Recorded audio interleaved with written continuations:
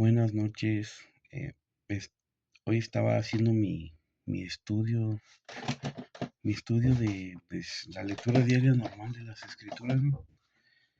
Y no cabe duda que cuando Dios quiere hablar, habla y habla claro y conciso.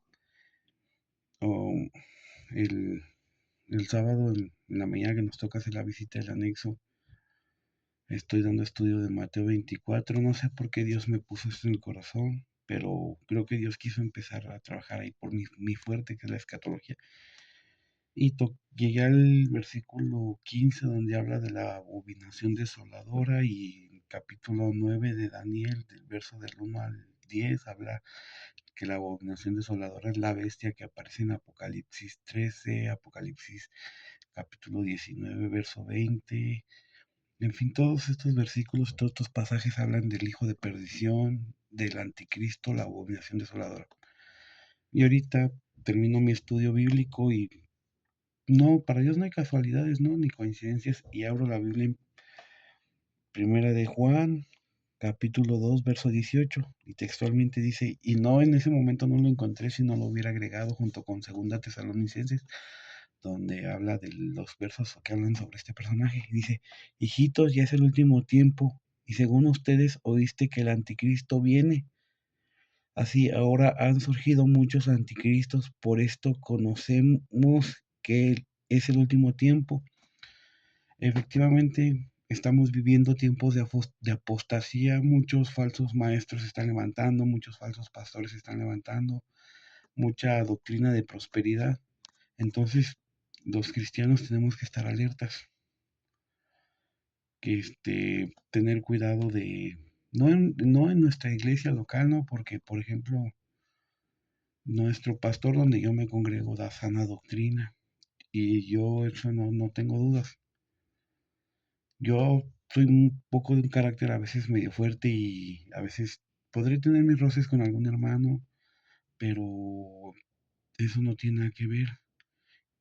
Incluso yo me siento a platicar con el pastor Leo porque yo a veces me desahogo en la oración, y el pastor Leo me dijo que tengo que ser prudente con lo que digo, pero bueno, él sabe que yo no, o sea, yo no ataco a mi iglesia local porque yo me congrego ahí, y yo doy fe y testimonio de que el pastor nos enseña la sana doctrina. Entonces, ¿a qué voy con esto? Que en las redes sociales principalmente se están levantando muchos predicadores que enseñan tonterías que no son conforme al corazón de Dios. Por eso puedo decir que estamos en tiempo de apostasía, que se está cumpliendo lo que el Señor Jesús dijo que iba a pasar antes de que Él regresara. Prosigo. Dice que estamos en el último tiempo, está la apostasía. Luego en el verso 19 dice, salieron de nosotros, pero no eran de nosotros, porque si hubieran sido de nosotros, habrían permanecido con nosotros, pero salieron para que se manifestara que no todos son nosotros. ¿Qué pasa? Primera de Juan es escrita en un tiempo cuando la iglesia ya tenía unos, ¿qué te gusta? 30 años, porque este no es Juan el Bautista, este es el apóstol Juan, que fue el último apóstol que quedó vivo. Entonces, en aquel tiempo, bajo el contexto y la correcta exegesis que se hace para interpretar esta carta, muchos gnósticos se infiltraron dentro de la iglesia para quererla destruir con gnosticismo, con herejías. Por eso aquí el apóstol Juan dice, salieron de nosotros, pero no eran de nosotros. En estos tiempos se puede interpretar porque hay mucha apostasía, lo que estaba diciendo muchos líderes que no son de Dios, que es- hablan de solo de dinero. O sea, es como dice el pastor Leo, Dios no está peleado con las finanzas. Dentro de nuestro ministerio hay algo que se llama las 3 Cs, que es corporativo, que habla de las finanzas sanas, de la ofrenda, etcétera, etcétera, de los diezmos, de cómo se manejan, que se paga luz, agua, este tipo de cosas. Pero hay gentes que todo lo tuercen, toda la palabra de Dios la tuercen para querer sacar dinero, para querer abusar de las ovejas, y a esto me refiero cuando dice que salieron de nosotros, pero eran de nosotros. O muchos hermanos que se les hace una exhortación, el pastor nos llama la atención, nos disciplina, se van de la iglesia y no vuelven. ¿Por qué? Porque salieron de nosotros, pero no eran de nosotros. Entonces se cumple esto. Dice, y hablábamos con mi hermano Fernando hoy, de que a veces se malinterpreta que hay unos ministerios que enseñan que algunos hermanos tienen unción, otros no, pero la Biblia es clara, ¿no? Dice aquí dice, pero ustedes tienen la unción del Santo y conocen todas las cosas. No les he escrito como si ignoraran la verdad, sino por lo que conocen, porque ninguna mentira procede de la verdad. ¿Quién es el mentiroso sino el que niega a Jesús? Es el Cristo, este es el anticristo, el que niega al Padre y al Hijo. Entonces aquí maté dos pájaros de un tiro porque me sale lo que yo estaba dando clase el sábado de las características, los tiempos, lo que tiene que pasar para que el anticristo venga. Y lo que hablamos con el hermano Fernando, de que todos los cristianos nacidos de nuevo estamos ungidos por el Espíritu Santo. ¿Por qué? Porque el Espíritu Santo mora en nosotros porque es su templo. Y entonces decir este tipo de cosas, de denunciar falsos maestros, falsos profetas, aún falsos ministerios, es algo que el apóstol Pablo hacía continuamente. Es algo que Jesús hacía continuamente, es algo que Apolos hacía, o sea, a esto se le conoce, es parte de la apologética cristiana. Entonces también la palabra de Dios a nosotros como cristianos nos manda hacerlo, es una obligación del cristiano. No todos tienen el llamado, el carácter para hacerlo, pero los que lo tenemos lo debemos de hacer. Y aquí, en la carta que escribió Judas, no Judas Iscariote, Judas, el discípulo de Jesús, dice, salutación, yo Judas, siervo de Jesucristo y hermano de Jacobo, a los llamados, santificados de Dios Padre y guardados en Jesucristo. Judas era hermano de Jesús, de este Judas, el escritor de la carta.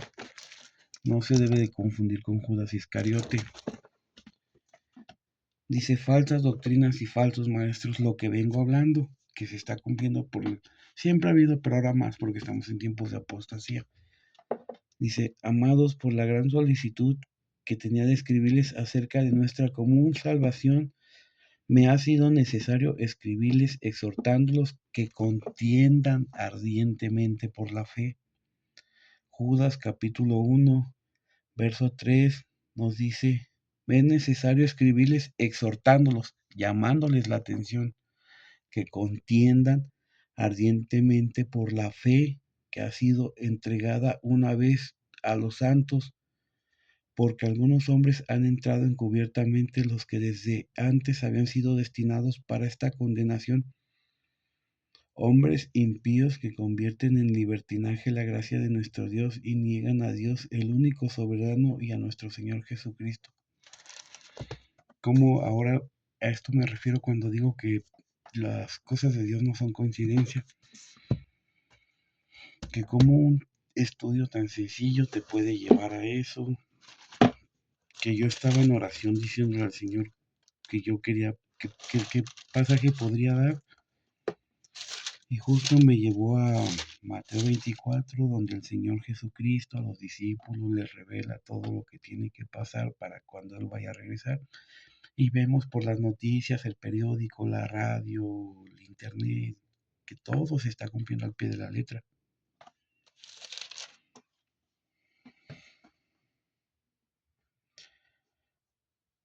Después dijo el Señor, la venida del hombre, e inmediatamente después de la tribulación de aquellos días el sol se oscurecerá y la luna no dará su resplandor y las estrellas caerán del cielo y las potencias de los cielos serán conmovidas. Esto aparecerá la señal del Hijo del Hombre en el cielo. Y entonces lamentarán todas las tribus de la tierra y verán al Hijo del Hombre viniendo sobre las nubes del cielo con poder y gran gloria, y enviará a sus ángeles con voz de trompeta y juntará a sus escogidos de los cuatro vientos desde un extremo del cielo hasta el otro. Segunda venida, después del arrebatamiento, pero ese no es el tema ahorita. El tema es que como cuando uno confiesas tus pecados, aceptas que te pudiste haber equivocado, aceptas que fallas a Dios, vienes delante de Él y te quebrantas, Señor, me equivoqué, Señor, tuve un mal pensamiento, Señor, tuve una mala acción, perdón.